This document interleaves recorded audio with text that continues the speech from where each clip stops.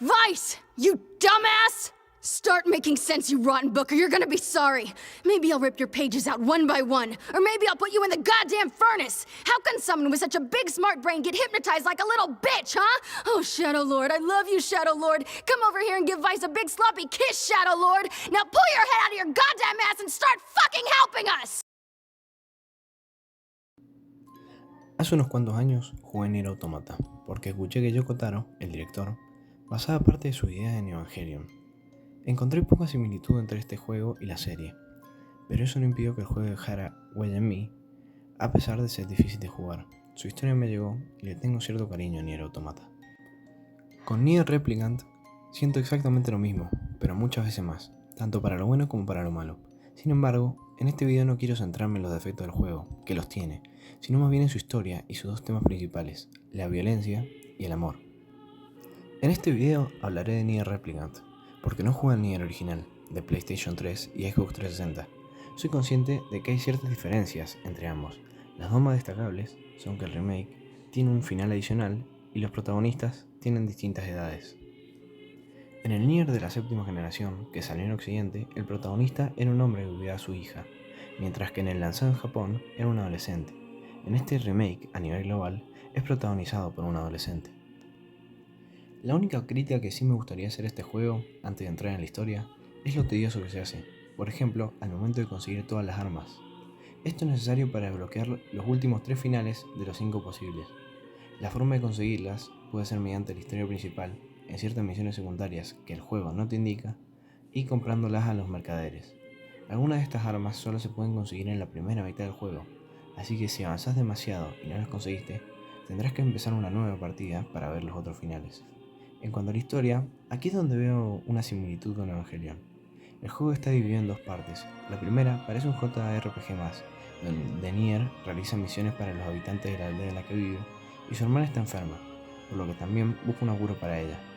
Podría ser la historia de un Dragon Quest.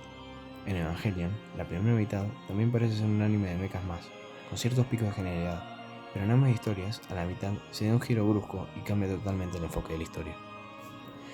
A mitad del juego se presenta quién será el rival a vencer en esta historia, el Shadow Lord, que secuestra a Yona, la hermana enferma. Tras esto, se da un salto temporal de 5 años, y es cuando la historia cambia su tono por un más oscuro, y presenta los dos temas que ya mencioné, pero antes de desarrollarlos, voy a explayarme más sobre la historia. En la primera mitad del juego, conocemos a nuestros 3 compañeros del grupo. Vice, un grimorio que nos sigue a todos lados y tiene poderes mágicos, es el único de los 3 que tiene una relevancia en el gameplay, más allá de los diálogos. Kaine es esta chica mal hablada, y Emil, este niño que después del ya nombrado salto temporal, adquiere este cuerpo con su reconocida cabeza. Nier, tras la desaparición de su hermana, se ve consumido por el odio hacia las sombras, y no hubo un momento en destrozarlas con tal de cumplir su cometido. De aquí surge uno de sus temas: ¿hasta qué punto llega un humano si quiere tener razón? Esta pregunta surge en Yoko Taro tras el incidente terrorista del 11 de septiembre. Tras completar el juego, debemos reiniciarlo del salto temporal para ver el final B.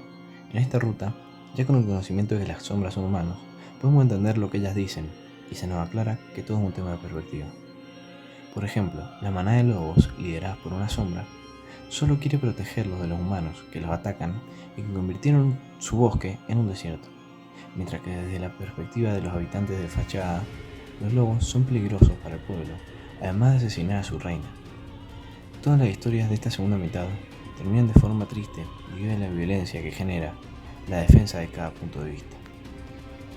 La violencia se usa como recurso narrativo para poner a los personajes en una ambigüedad moral y no encasillarlos como buenos o malos. Además, hace que el jugador se plantee si el medio utilizado por el protagonista es el correcto para alcanzar su fin. Al poder escuchar a las sombras, también lo hacemos con las que vive dentro de Kaine. Así conocemos su pasado y el porqué de su odio. La forma en la que ella cambia a lo largo del juego es la que me parece más interesante y en donde más se nota el otro tema de la obra, el amor. Nier está totalmente consumido por la violencia tras la desaparición de su hermana. Kaine odia el mundo en el que vive y Emil detesta su cuerpo. Así que durante la segunda mitad se ve cómo estos 3 personajes rotos se impulsan entre ellos para seguir adelante y cómo el amor los cambia como personas. En cierta parte del juego nos envían en busca de un hombre. La búsqueda termina en la historia de una sombra, que un cartero cuidó ya que tenía forma de niña. y de cómo ella se encariña con él. La sombra termina muriendo a causa de amor. Al ver que desagrada a la persona que quiere, prefiere morir.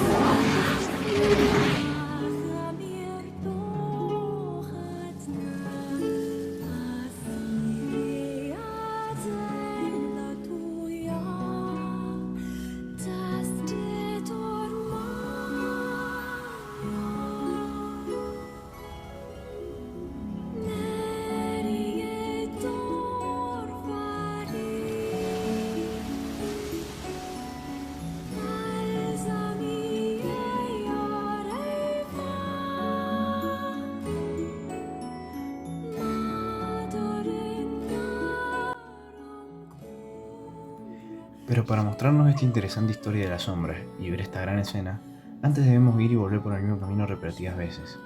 Y este es el punto bajo de la forma que tiene para contar su historia, lo tedioso que se hace. Tras una ruta B que me parece brillante, tengo que repetirla 2 veces más para llegar a los finales C y D. Lo malo de esto es que ya estamos insensibilizados, conocemos la historia de los personajes, también cómo concluyen, y esta ruta se convierte más en una lista de tareas a realizar. Pero la verdad es que la recompensa es generosa.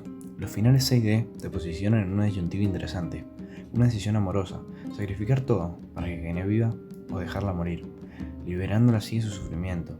Si te sacrificas, tu partida se borrará por completo, y se te mostrará una escena donde Kaine es quien se queda con Jonah. Pero al final, ve tu silueta, lo que da paso a la ruta D y el final. Al empezar una nueva partida, todo transcurre con normalidad hasta que conocemos a Kaine. Aquí empieza la última ruta, y donde se ve cómo cambió durante el juego. Esa chica que antes odiaba este mundo y a todo aquel que vivía en él, se dispone a buscar a Nier y sacrificarse para que él vuelva a la vida. Puede que este mundo sea una mierda, pero es en el que vive la gente que queremos. Así cierra Nier Replicant, un juego que se puede hacer tedioso, pero no te deja indiferente. Quería hablar sobre esta obra porque me parece la que mejor representa la creación de Yoko Taro, un tipo que agradezco que exista en esta industria, porque aporta algo distinto. Esta historia podría ser la de cualquier JRPG, pero este hombre le aporta algo diferente, ese sentimentalismo japonés, tener que conseguir todas las armas para ver los finales, sus personajes y lo que representan. Es una historia muy seria pero con mucho tinte de humor y una banda sonora preciosa. Nier es simplemente un juegazo. Debido a que tiene muchos problemas en cuanto al jugable, no podría decir que es uno de los grandes juegos de la historia, pero sí uno muy bueno e importante. Our journey may have been meaningless. Our past may have been a mistake. But we're not going back. Even if this world comes to an end. Because this is the world with the people we cherish.